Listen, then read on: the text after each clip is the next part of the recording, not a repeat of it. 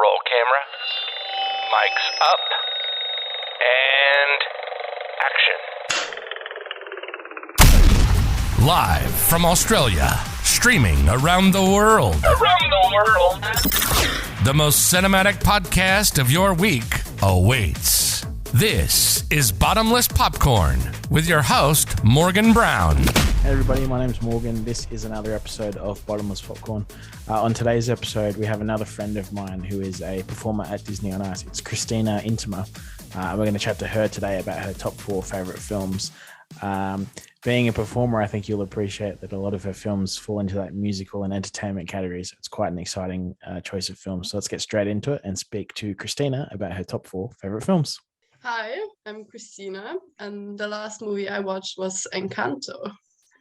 You see it at the movies or in COVID isolation?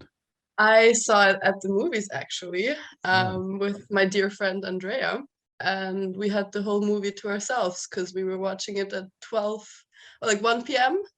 Oh, nice. Yeah, that was in Very Belfast. Good. Very nice. We'll just point out that this is being recorded in the end of December, shortly before New Year's Eve, and you've currently just escaped hotel quarantine after catching the spiciest of cough with COVID-19, right? I finally got it. I feel like I've accomplished something, Took me 2 years. I was really successful avoiding it, and now it got to me, UK is just a hot spot. Sounds like it. But you're out now, so you're getting ready to start up shows and stuff again? I am allowed to go outside, yeah. It's a new valued freedom, Very fresh good. air. Amazing. And surely back to the movie cinema sometime soon, or not for a little bit now, do you think? I think I've gotten used to my hotel room now, so it might be a hotel movie from now. But, for sure, for the foreseeable future. If I have the whole movie theater to myself, then I'll definitely go, yeah. Absolutely.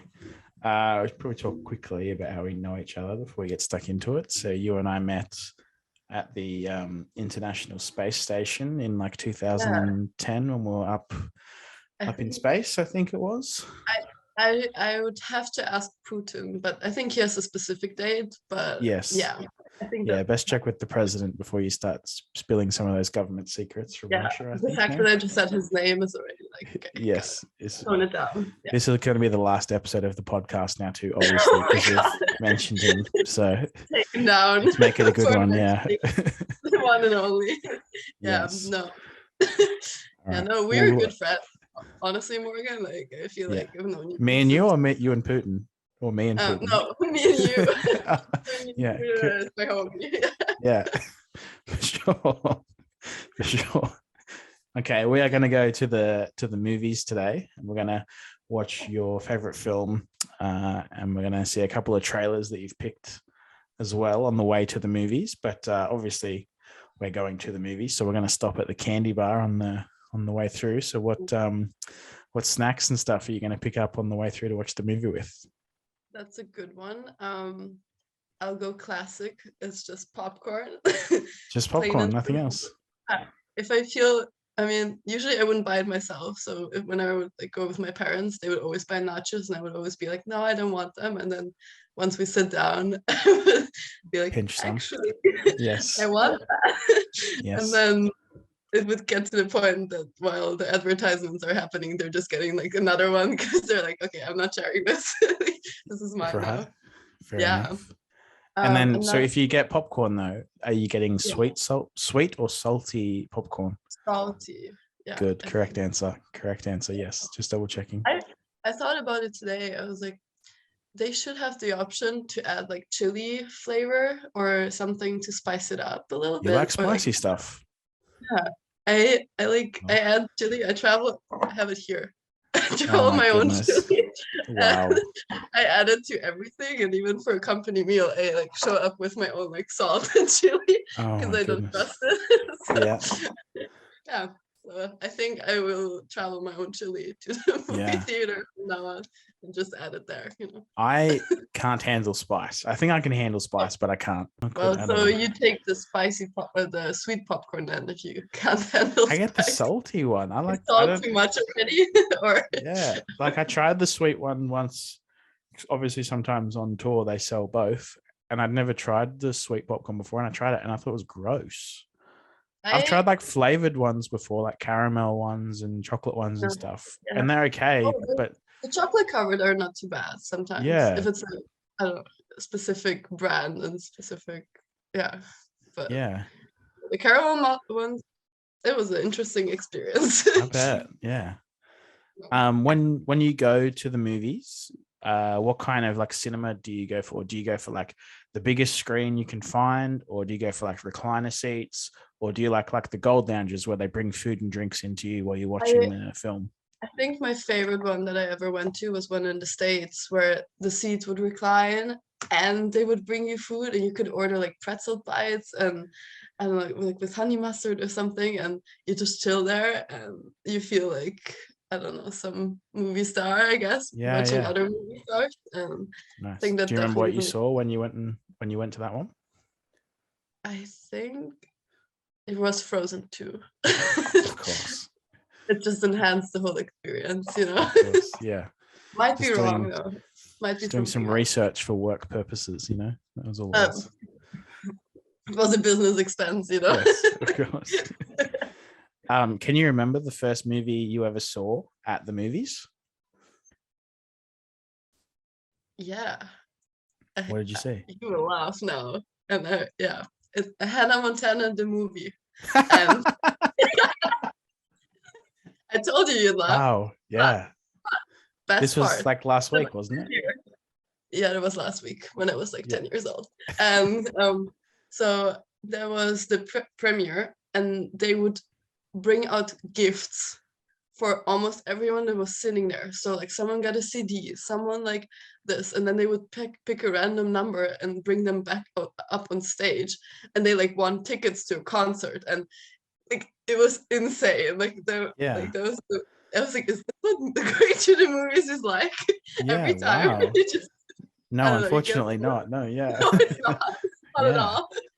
Yeah. Wow, that's crazy. And then I went the next time and I was disappointed. So I was like, what is this? I bet. Yeah, if you didn't walk away with the CD, like why even bother? Yeah. Why even? Exactly. What's a movie that you remember like seeing? But you remember seeing this movie more for the experience of seeing it. You remember that more than the actual movie. I think I have one when I went with my best friends, and I think we were like 5 or 6 of us, and we had the whole cinema. But because it was us, we were just like making conversation and laughing the whole time. And I don't think there were any other guests in that time. So we were just like running around and like dancing, and then someone would like go to the front and like go there. Yeah, we were really outgoing group of people. So, sounds like it. But I don't remember what movie we watched. Yeah, sure. Yeah. No. Just going to the movies and having to yourself. That's awesome. Just going. Maybe it was even a movie that some of us have seen already before, and it was just to go because some have not. And yeah, of course. What about movies based on like books, novels, and comic books and stuff? Oh, that is a spicy cough. She's still positive. That was not COVID cough. Maybe it was the COVID. It sounded spicy, What about like movies based on like books and novels and comics? Do you take any notice of that kind of stuff? Are you the kind of person that reads the book or reads the comics and stuff? No, I don't read comics at all. I do read books, but I feel like sometimes like they don't really get a movie afterwards. Yeah. I don't know. Or maybe I just like haven't made that connection. I usually like to watch just a movie and have not read the books, or like read the book, and even if there is a movie, not ruin kind of my interpretation of the book. Yeah, sure. Yeah. I think with Hunger Games, for example, I think I read those books and then I watched it, or the opposite way, and I was kind of disappointed. So yeah, sure. I thought maybe not gonna do that again. So, Yeah. No, for sure. Fair play. what was I'll the other move. one? Like, Sorry, go on. also with I think also with Jennifer Lawrence. I can't think of it now. But there's also like this three, like kind of like maze hunter way. Oh, the Maze Runner. Yeah, maybe that.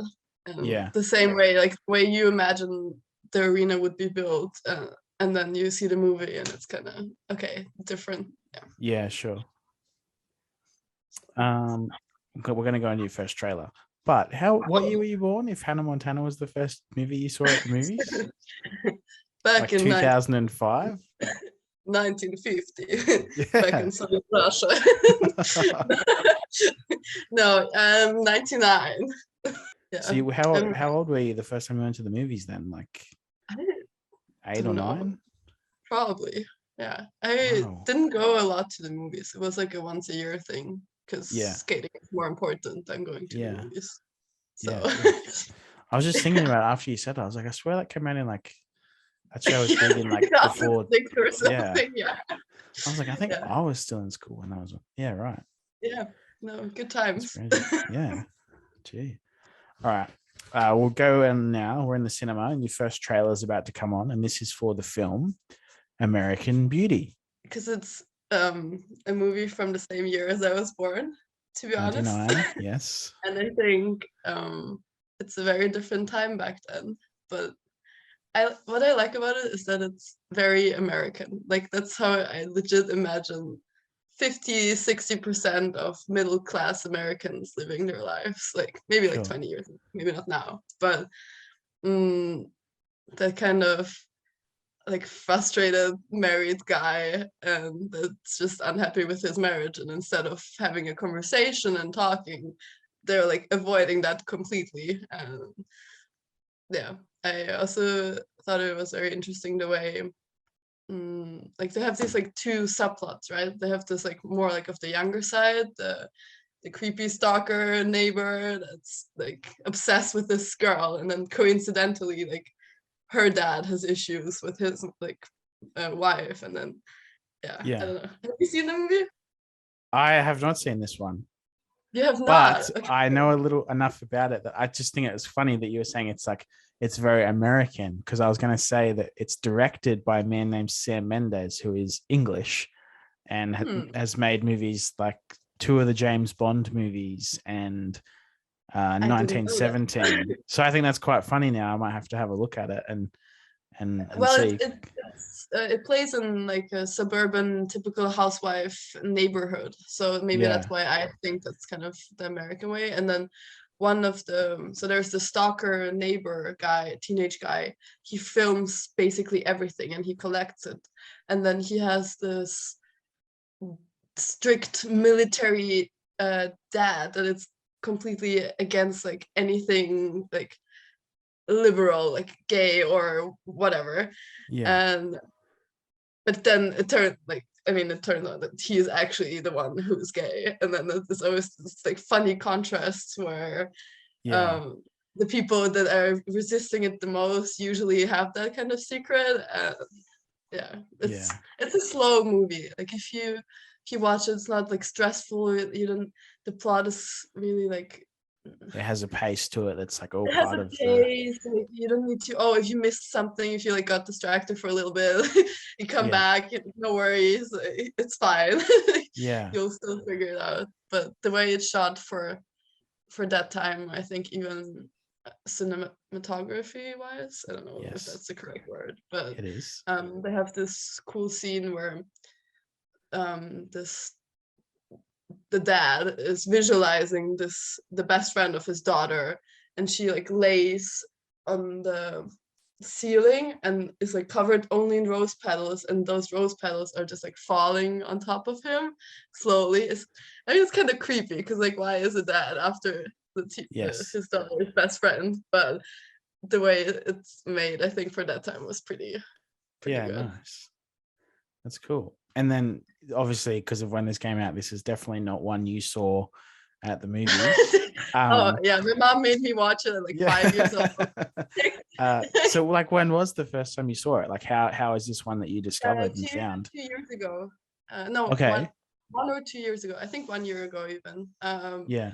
Yeah, my ex made me watch it because he's like, you need to watch the classics, and I was like, Yeah. okay, I guess I'll do that. Yeah. Oh, no, I thought it was better than expected. Oh, like some of the cast in it is like cast. Like it's Kevin Spacey is in Kevin it. Spacey, yeah, sure. And then I'm bad with actor names. Yeah, no, I remembered it when I started saying the question and then forgot again. But I think even for Kevin Spacey's cancelled too. Well, if you look at that movie, it kind of maybe exactly played that role too well. Yeah, and then he ended up being gay himself, right? Kevin Spacey, like Annette Bening, Wes Bentley, massive cast. Alison Janney, it's huge. John Cho, wow, that's a massive cast.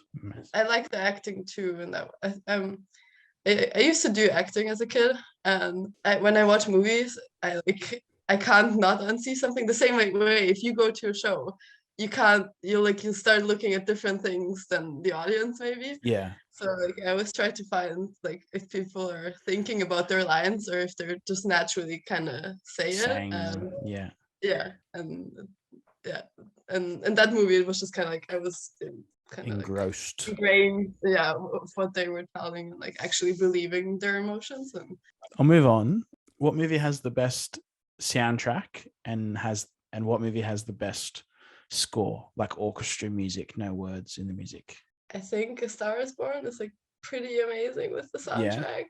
Yeah. Okay, maybe we'll talk about that one a little bit more then, because that one is going to come up later in the episode. That one is like my most favorite movie because I felt so many emotions watching it. I adore Lady Gaga from starting Poker Face to like just her music, everything.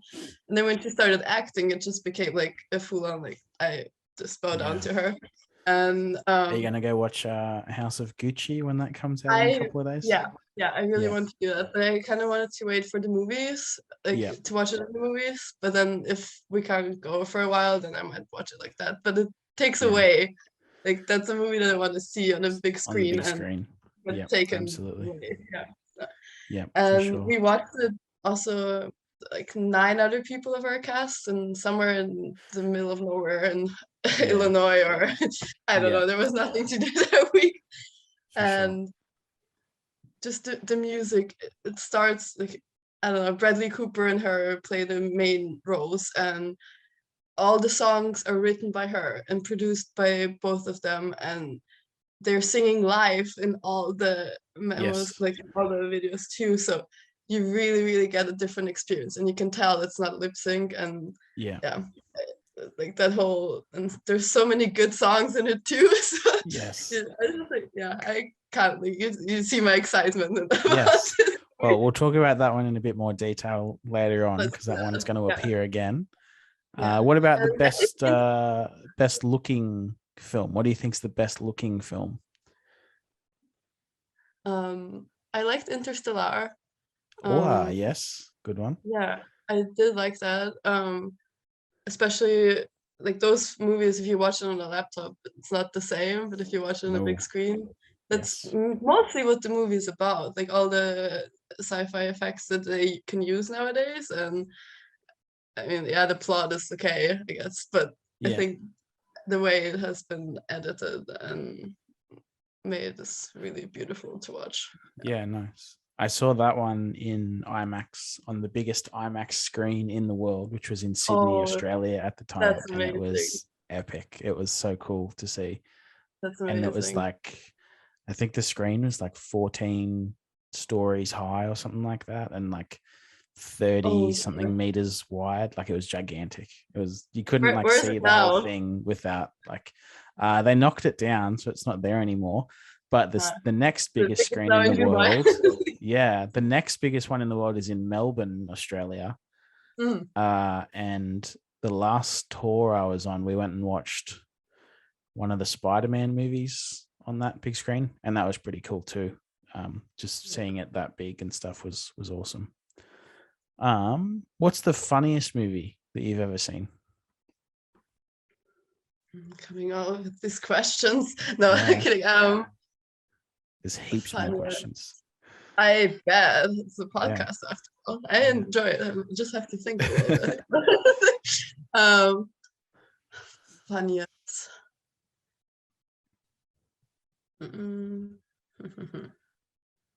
Can't think of it. Frozen 2. I'm kidding. But like all of it was pretty hilarious. Yes. I don't know, comedic. I don't like these like comedic movies where you already kind of know what the joke is gonna be like right before they're gonna say it. Kind of all these Adam Sandler movies. Yeah. But can't think of any right now that would fall into my mind. Oh, Holiday was kind of a bad movie, but it was funny because they were just playing with all these cliches of needing someone for the holidays and for the holidays, Christmas and stuff, right? Yeah, but then also like having that kind of out of necessity, but of course they end up liking each other. Yes, you can't pretend to like and go to dates for so many times and then like not at all. Yeah exactly. But I thought that was pretty funny because it wasn't too predictable. But... What about the opposite end of that spectrum? What is the saddest film that you've ever seen? Oh, Hi Chico. Do you know that one? No. Okay, I have this memory ingrained. I think that's the first movie that ever made me cry, and it's about a man and his dog, and it's like this. Oh, actually, I have heard about this. This is a Japanese movie, right? Japanese, yeah. And it's just so sad, and they are not even trying to lighten it up towards the end. So, I don't know. That was traumatizing. Sydney was asking me about that movie when Sydney did an episode a few weeks ago because she was going to use that as one of her films, and then she ended up going with Marley and Me instead. But she was going to use this one. Yeah, no, I think her and I have talked about it once, like where we're like, oh, like that's the saddest movie. Yeah. And I don't really like dogs except for Sydney's dogs. That dog made me change my opinion about fair enough. dogs. You lived in the house with it for a weekend, so that makes sense. Exactly. Yeah. Yes. My buddy now. Yeah. While we're in this space, what's the scariest film that you've ever seen? I don't watch scary movies because I get frightened really easily. Yeah. I think it would be like one of the like scary movie ones, but they're kind of still like funny, so I guess they lighten it up. But I can't. The moment something turns scary, I just stop watching it. I'm not interested. Yeah. Then I dream about it, and then those dreams get so real that to a point where I like wake up in the middle of the night. Actually, it happened to me in isolation here. So like day 4 of quarantine, I wake up like because they would breakfast in front of our door, and then knock aggressively, and that was the first time it happened, and I woke up and I thought someone was standing at the end of my bed, and I just screamed out of the top of my lungs. And it took me a second. I couldn't move. It took me a second to realize no one is in your room. Like you lock your door. Like you're fine. And like slowly like moved out of it. And that was without watching a scary movie. Can you imagine if I watched a scary movie? Yeah, big time. What a life! Yeah, an absolute shit fight. Yeah. Isolation got to me, I think. Yeah, it sounds like it got to you in 4 days, which is pretty quick. Might be a new record. I'm going for the record. What's a movie that you can't believe you still haven't seen it? Star Wars. Yeah, I believe that. I haven't seen them. Okay, that's good. I used to get a lot of heat for that one, and I still managed to watch it. So. Yeah, I haven't seen them either. My mum and dad were like, they came out when they were like my age or younger, I guess, when they were kids, and they were just never into it. So I just never heard about it until my friends' parents showed them, and then I still didn't really care enough to bother. Yeah, I have a lot of friends though, and with Disney and Disneyland and all the parks, they have all these Star Wars themes, and it's just, and it's so many too. So like, when do I have the time to watch so many movies? Yeah, it's a lot to probably have the time, the motivation. Yeah, you were just in isolation for like 10 days, so you did have time. And you know how many movies I watched? One. Yes. One. One of the movies that's going to appear on this list. We'll talk about that one shortly too. Yeah. Yes. Like that's it. I only watched one movie. I started rewatching American Beauty for half of it, and then back on FaceTime. Yeah, just of course. talking the whole time. Yeah. Yeah. All right, let's go on to your second trailer now, your second movie trailer. And this is for the film Bohemian Rhapsody. What a banger. Yeah. What Honestly, a soundtrack for a movie. What a soundtrack of the movie. Yeah. That was good. Also one. I like the ones where you have a lot of songs and good songs, and afterwards you can just re-listen to them on Spotify and just kind of get back to those emotions you felt while watching it. And yeah, that was definitely one. I mean, I liked Queen before, but after that movie, it just so good. It's something else. It's awesome. And I think just hearing, they're the kind of songs too that if you go to like I don't know, bars, pubs, clubs, sporting events, concerts, and that's like part of the house music before it starts. It's one where you can either hear people start like dancing or bobbing to the music, or they start singing it. Like everyone knows it. Everyone knows them.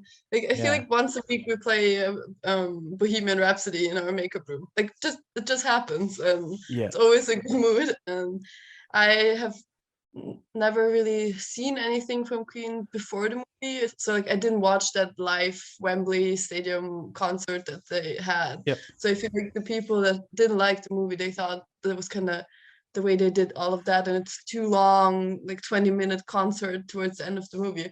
But honestly, it's a band. Like it felt like you're actually watching a live concert, and they gave us all these emotions before. They gave us a whole storyline. Like now it's like the last part and embracing kind of what an amazing band that was. So. And there's some of the detail in that concert stuff at the end too is crazy. Like the amount of like, because that obviously went for about an hour, that performance in real life. In the movie it's 20 minutes like you said, but they've taken notice of where everything was on the stage at the time. So like the amount of cups that are stacked on the piano while he's playing is accurate to the actual vision that people saw at the concerts if the camera was in that position and stuff like that. Like it's so meticulous. The casting was incredible too. Like you really felt like those were the band members. Like that was legit what was happening. And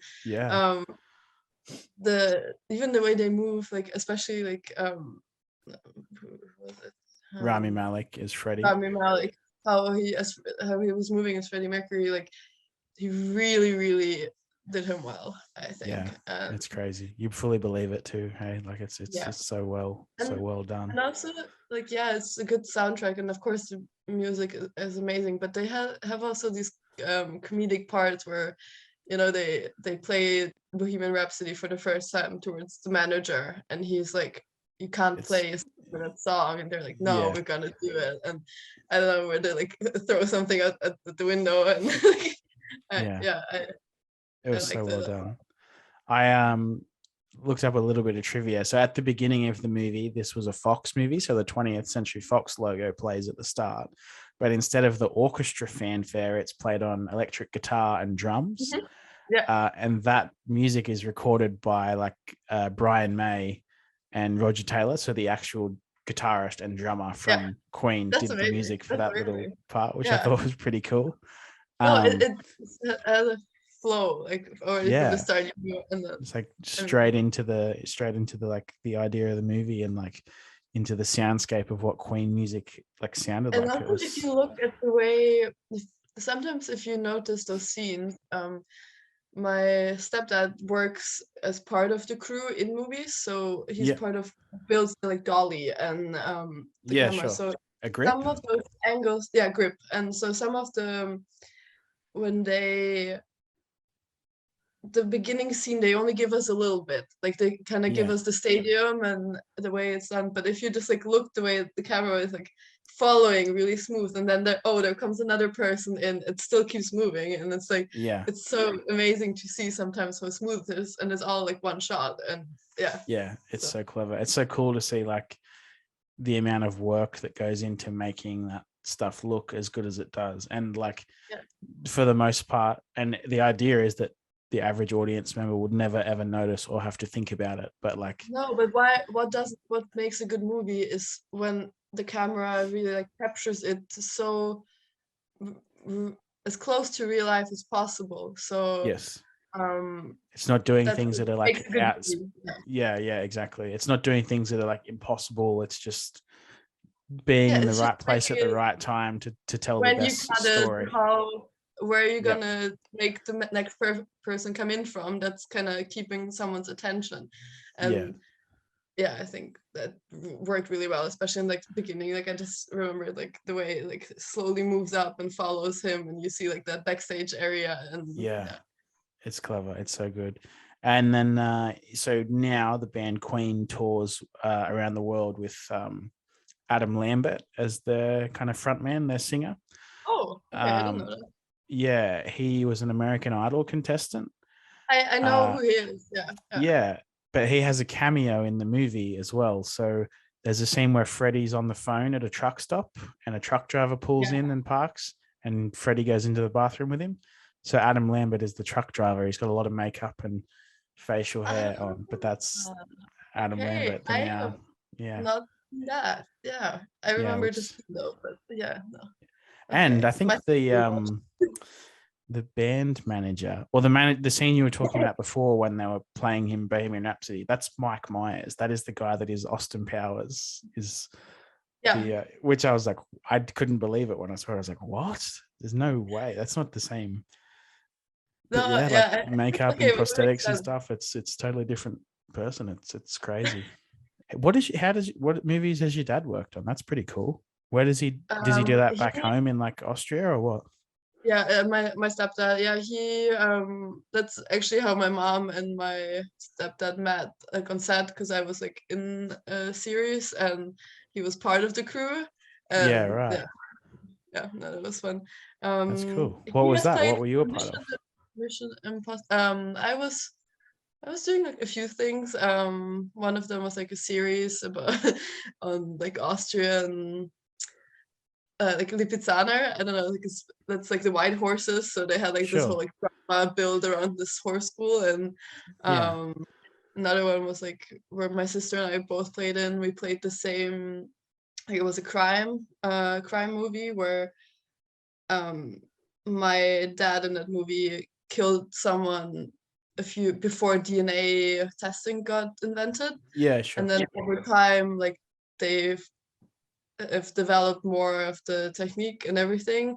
So my sister plays my younger self, and then like by the time that like my age appears, they found like DNA of the killer of that person, and then like it ends up that he like goes to jail and like all that. But it was a cool movie, and he's like one of the most well-known comedians in Austria. Like he's like a cabaret person. Yeah. That's so cool. So that went to the movies, or that was like a series? That was the movies. It was not. Maybe it played in the Austrian movies. I don't recall. What's it they called? played like Ein halbes Leben. There I am. Wow. Oh no, it changed. Sorry. That's it. That's crazy. And you're in the cast? What? Yeah. I don't know if it's on IMDb, but I should be there. See if you're on IMDb. Oh, I can find your sister and you when you were 7. Yeah. There we are. We don't have. Wow. Yeah, I see it. Yeah. Wow. Oh, and you did Das Glück. Yeah, that's me. There we are. You have a page. Yeah. I have a page. Wow. Oh, yeah, so cool. that was the series was pretty cool because that took like half a year to make, and it would not be in Vienna, so I had to like travel between practice, school, and going there for shoots, and it was and then what did you say he did Mission Impossible as well? My stepdad, he was part of, the series in Mission Impossible where they're in the Vienna State Opera. The scene, in Rogue Nation. Yeah. He was part of the crew while they shot like everything in Austria, and he like has a picture with Tom Cruise, and it's like in our living room. It's like the funniest in your thing. living room. Oh, the picture with Tom Cruise is taken. Look like brothers. They look like brothers too. That's really fun. Wow, that's cool. I'll move on again. Sorry. Do you watch movies that like win awards or they get good reviews? Like, do you usually take notice of those kind of films and reviews that might be something you like, or do you try and go in with knowing as little about a movie as possible? I love not knowing anything and even not Yeah. watching the trailer and just kind of figuring it out while watching it. And then sometimes it happens when you don't really know what's going on. Yeah. And then like you have to rewatch it in order to, I like to rewatch it afterwards and like notice little things and Yeah. okay, now it makes sense why it's like Yes. that. And I think sometimes I like if like the like of course Academy Awards, if whatever movie wins, I like to watch that one just to see, I guess. For example, I think like Green Book or something was one that I watched in the movies, and I think it won afterwards. And Yeah, it did. Yeah. yeah, so that was like I was like, oh, I guess yeah, that makes sense, deservingly. Yeah. Yeah, nice. No, I get that. Is there a film you've seen and you really loved it, but just seeing it the once was enough? You probably won't come back and watch it again. I think most movies I only watch once. Yeah. I've rewatched like only like a few movies in my life, but then Yeah. like I don't know, I feel like maybe Black Panther. Okay. Yeah.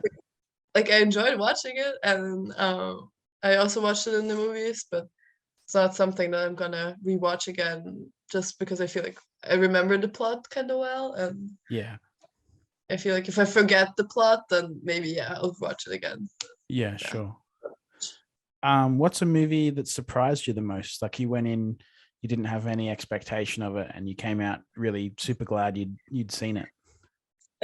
How many times can you say Frozen 2 in one podcast? Wow. Jeez, No, this is going to be the I'm Frozen 2 podcast from next episode by the sound of it. I'm kidding. It was a great movie though. Yeah. But also, I think A Star is Born. That was Again? one where I didn't expect it. Yeah. Yeah. I don't think Encanto actually was one that I didn't know anything about. Andrea just like dragged me into the cinema, and it's the best Disney movie, I think. Yeah. The songs are fun. I know it's a children's movie, but they make it funny for adults. It was just us and like one family with like a child that was running around the whole movie over the whole movie theater. But the parents were just watching and enjoying it too. So I feel like they enjoyed it more than the child. Than the kid did. Yep. It has such good songs in there. It's like a hit song, but I don't think they're gonna make it to the charts. Sure. But yeah, that was a surprisingly good movie. Yeah, nice. The kids nowadays are so lucky. Like they grew up with, if you watch the movie, it's so well done. The automation is so everything. And what, like I don't know, I feel like Winx Club or something back in the day was not as animated. I don't know. Yeah. No, I know what you mean. Like the quality level, just because of how technology has developed, of how they looked when we were kids to like even now is like just keeps getting better and better and better. Even the trailers that they played in front of the movie, because it was a kids movie, they would play all these like kid movie trailers, and we're watching it, really, this quality is insane. And they're like learning about strong, like having a strong character and all these like I don't know, like they're lucky kids nowadays, I guess. Yeah, that's cool. Something. What's a movie that you've seen and you enjoyed, but you have watched it the second time, and when you watched it the second time, you felt your opinion had changed? I don't know. That's okay. If you don't have an answer, that's fine. I keep like it's hard to think of a movie. And now the moment we're done talking, I have like 10. You'll think of it and send me messages going, oh, actually, my answer for this one, actually this one. Yeah, I don't know. Probably maybe Frozen 2 or something like that, because it's been the answer for most other things. No, I watched that one like 4 times, and every time I loved it more. Cool. But maybe by the 4th time, it got a little bit repetitive. I was like, okay, maybe it's not that good. No, I'm thinking. I remember there's this older movie, Gone with the Wind. Yep. It's really old. I thought that was such a good movie when I watched it once, and then I rewatched it a few years later, and I couldn't even finish it. It Yeah. was so boring, but I just It's remember quite long too. It's one like of the 3.5 classics. hours or something too. Yeah. Right? Yeah. But I think I was like maybe 10 or 12 maybe when I watched it, and Yeah. it was so the way it was shot, it was kind of like something new because it was only used to kind of child movies maybe, so it was Yeah. more like a mature movie. But Yeah. then watching it as an adult, I was like, oh, this is so boring. I Yeah. can't.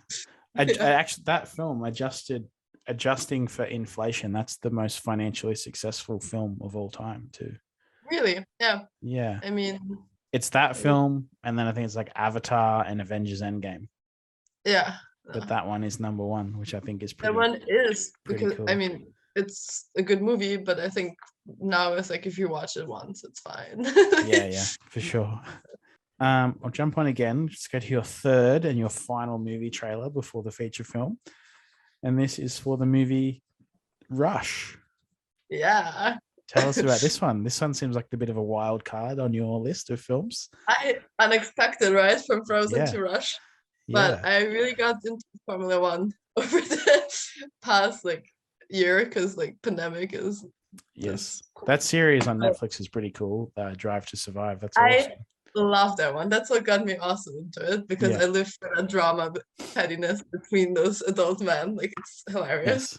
Yes. It's also good to see that they're like human and Yes. no matter where you work, there's always some kind of juice. Yes. Yeah, I mean Niki Lauda is for Austrian people like how of course it's like worldwide a household name, but even for Austrians it's even more. And I think like Michael Schumacher of course like as well, but like Niki Lauda more. And just kind of seeing, I think it was shot really nice. I know like some people are like, oh, it's just driving cars, but it's like no, like they're athletes. They're risking their lives every time they go out there. It's still called motorsports. Yeah, like it's still a sport. Even like nowadays, what their body has to withstand when they drive that fast or in those curves and and it's so fast, so you have to react like instantly. And it's amazing. I like that movie just because I think if you like a certain sport, and then a good movie comes out, it just enhances it. So I feel like if I didn't like Formula One, I probably wouldn't like the movie. It still has a good like side plot. It's not just about cars. You have James Hunt as his like main rival. That's played by Chris Hemsworth. Chris Hemsworth. That's him. Hemsy, we call him over here. That's Hemsy. That's our mate. Yeah. And I think like the I couldn't figure out. I don't know if the actor of Niki Lauda, if he's actually, because he spoke really good German in the movie, so he might have been a Austrian his name is Daniel Bruhl. I think he is German or Austrian. He's one of the two for sure. What what threw me off a few times was like I watched it and then suddenly it would switch to German, just like with the English subtitles. And I'd be like, did like Netflix change my my audio? Just to be like, oh no, wait, they're speaking German, which is kind of nice. I like when things like switch around and I can still understand both. So I don't know.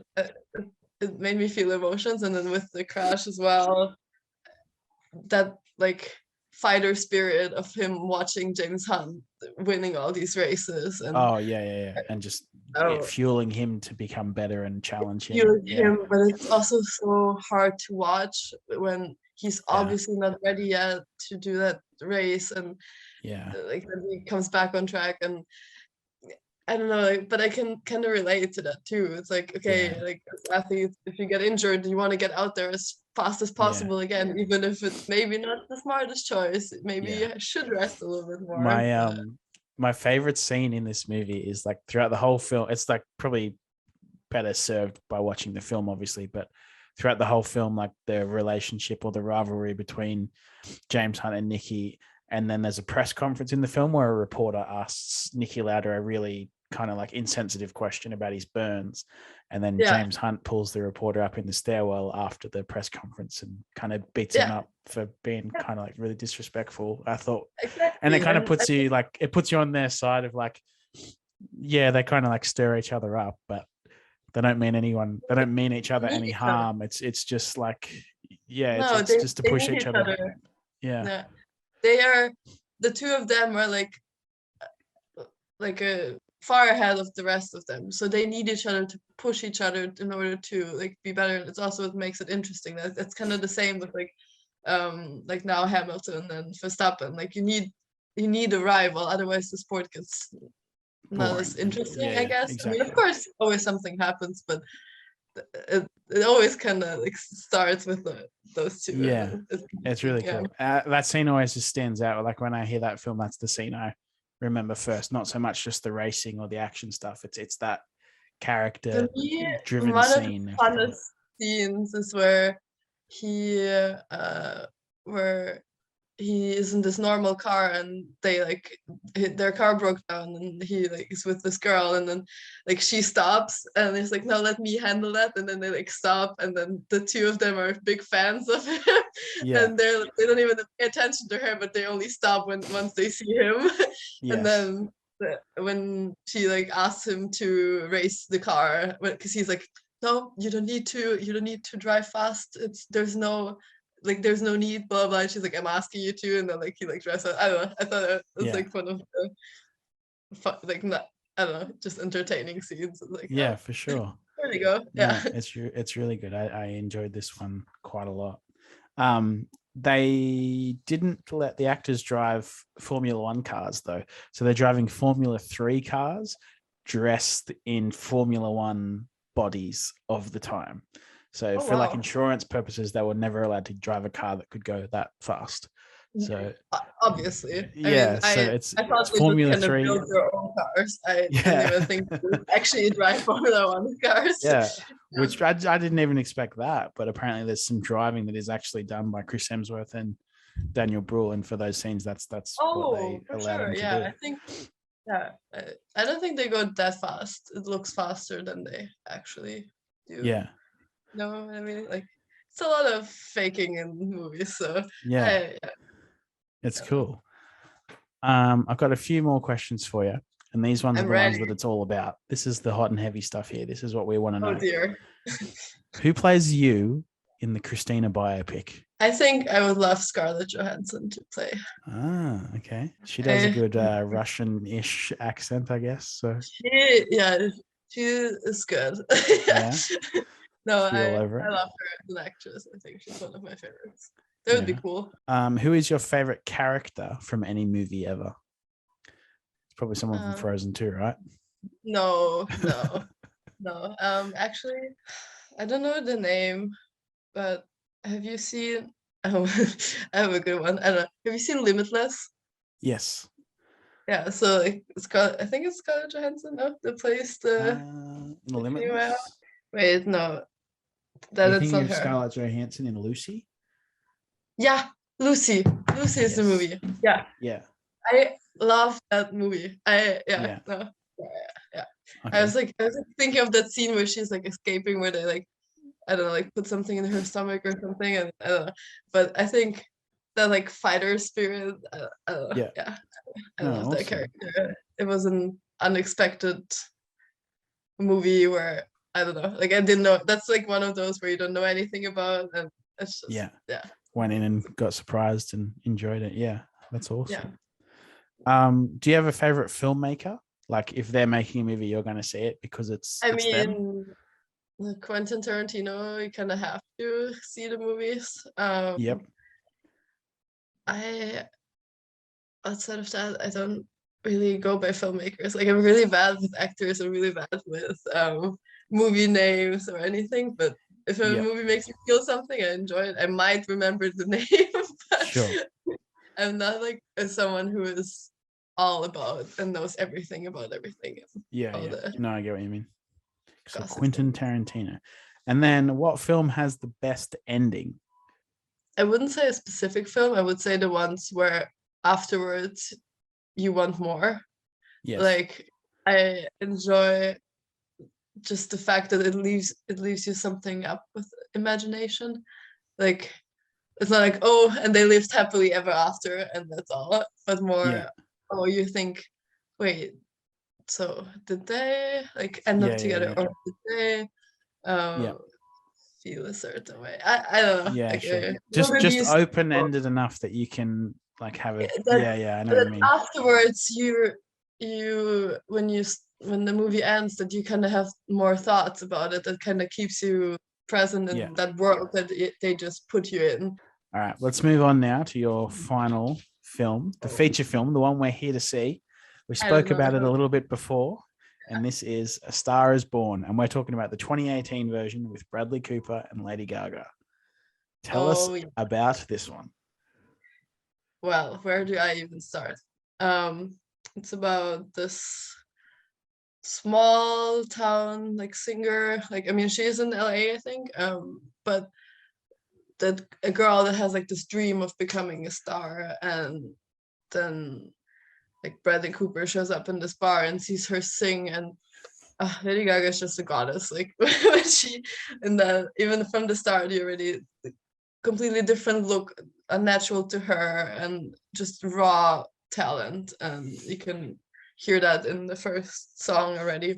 And of course, as it happens, they start being together, and he like pushes her to perform on stage, and it's really interesting to see like kind of her. Of course, she's this mega star, but then playing someone who's like shy to go on stage and like start to believing, oh, she actually is talented and actually has something to like to do. And I think it's really sweet the way he pushes her. But then what I like is more the emotional depth of the character, the kind of self-destructive, he has everything but is not happy and is trying to help her out in the world, but while himself being an absolute wreck inside. And what's like, I mean, they of course like she starts to be successful more and more, and while being more successful, she starts to lose herself. In a sense, she starts to be more of a pop star and do like these like weird songs that are like clicky and they're supposed to get views but are not her anymore. The text doesn't have any, like the lyrics don't have any meaning. And that's like the part where I was like cringing myself. I was like watching this, like, oh girl, what are you doing? Like, why are you doing this? But, while also still being like, I think they even married, but him being unhappy and happier as well, and he ends up taking his life. And that first song where she performs, and I mean, he had her whole heart, and she goes back on stage, and that first song that she performs in the Steeler, and I think it's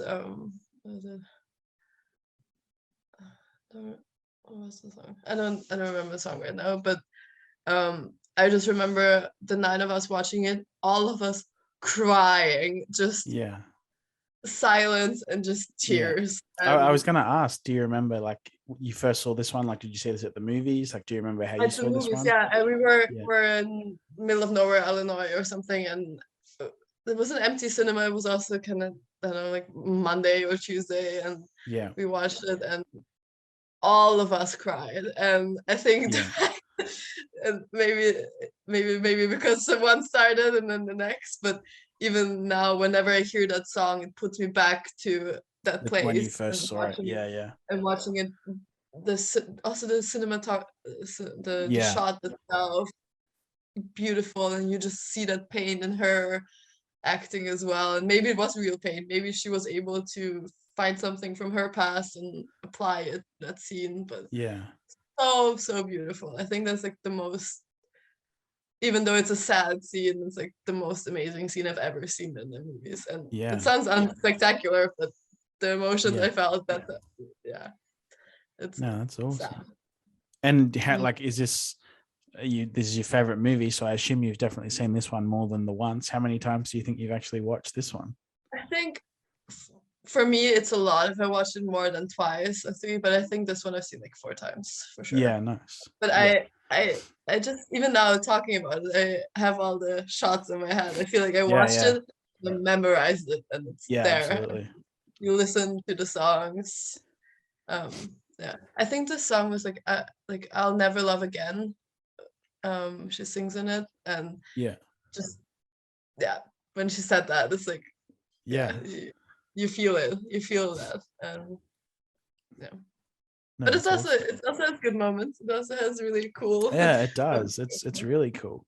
A lot of the concert stuff is awesome. Like you were saying before as well, like it's actually filmed for real in front of crowds. The only difference is because it was a movie that was filmed a year before it came out, they didn't project the audio into the crowd. It was just the music was played off the speakers on the stage, not the big speakers that project. So that was to protect them from having their music leak, a year before it comes out, and be leak as well a year ahead off like shitty mobile phone audio. Like they wanted everyone's first experience hearing it to be like top quality, to really hear it for all the work that was put into it as well. That's which is a fun fact. Yeah, well, it also makes sense. But of course, nowadays everyone can just, even if they take away the phones, technically there could be a second one. And exactly. And then like that opening scene though, the Bradley Cooper one, I'm pretty sure that's filmed at a Coachella, like in between actual sets. Possible. Like that's filmed for real, but just to conceal the actual music, they're just playing on stage and not like it's played for real. They are singing, they are playing the instruments, but it's just not being played out loud to the crowd, which is cool. Yeah. But also the film is like quite long. It's like 2 and a bit hours, and it's only filmed in 40 absolutely. It doesn't days. feel like it. Yeah, it doesn't feel like it at all. You go through all these, like, I feel like Bohemian Rhapsody is like shorter, but it feels kind of long in the sense. Yeah. And then this one doesn't feel like it. But also, what was the juicy part also about the movie is the emotion between Bradley Cooper and Lady Gaga that they played there. That afterwards, all these rumors about them like being together or having an affair and stuff. Yeah. Just because of the way they played it, I think it's like a sign of doing a good job. We don't know, maybe they have, but I felt like they were in love. And that, I've got 2 more little bits for you. I think we kind of went through it before, but what's the next movie you're looking forward to seeing on the big screen? Was it House of Gucci, or is there something else you're looking forward to seeing? House of Gucci, of course. I don't even know what else is running right now in the movies. I feel like I have not watched any news. I've not like been anywhere. Just trying to focus on finding something good every day. And but yeah, House of Gucci for sure. But I want to see it on the big screen. Like now talking about all these like movies that we saw on the big screen, it's like I definitely have to the big one. Wait for sure. I've used one of your 4 movies, and I've found a 1-star review for it online, and I wanted to see if you could maybe guess which what one movie it was. Okay. So the movie, the heading of the review is Outdated Male View. Okay. Interesting story, however, features a very outdated lad culture, which is just the objectification of women. What movie do you think this is? American Beauty? No. Rush. Oh. What? Yeah. Yeah, I can see it now. Yeah. Really? Okay. Yeah, I was a bit surprised too. I didn't think there was anything. I haven't seen that one in a few years, but I can't remember seeing anything in that was like really like. Well, okay, maybe James Hunt in the way. Oh, he's like a bit of a ladies' man in it, I guess, and he always like party guy, just doesn't really care. But then also maybe even the wife of Niki Lauda, that she's just like traveling around with him. Yeah, sure. Yeah, but that happens now still. I feel like like I don't know. I always, maybe it's my Russian side, but I always say like if there's a successful man, there's like a strong woman behind him, and that's like supporting him in that sense. And there can't be 2 that. I mean, I think it works for some, but it's hard to have 2 main like doing their own thing, and then you're just kind of living separate lives. But even here nowadays in Formula One, all these wives are there, like they're supporting. They need that. Like, it might be the last race. Interesting. You really got me there. I did not expect Rush. Yeah, I was gonna use one for American Beauty, and then I intentionally picked the one for Rush because I thought the guess would be that it was American Beauty. Yeah, so it worked. Perfect. I feel like it would apply though to American Beauty as well. That yeah, for sure. I'm sure if I looked hard enough, I probably would have found a very similar review. Yeah. No. That's it. Thank you so much for doing an episode with me. I really appreciate it. Hopefully now you're gonna watch some movies and pull out maybe Rush and start watching that again. Yeah. The Star is Born, I feel like, is probably going to be watched tonight if you got nothing else to do. And honestly, now I feel the urge to watch that one. Yeah. Thanks for listening to this week's episode of Bottomless Popcorn. For bonus content, news, and upcoming guests, follow us on Instagram at Bottomless Popcorn Pod. Subscribe to our channel on YouTube. If you'd like to contact the show, you can email us at bottomlesspopcornpod@gmail.com. And be sure to leave a review of your own favorite film wherever you listen to podcasts.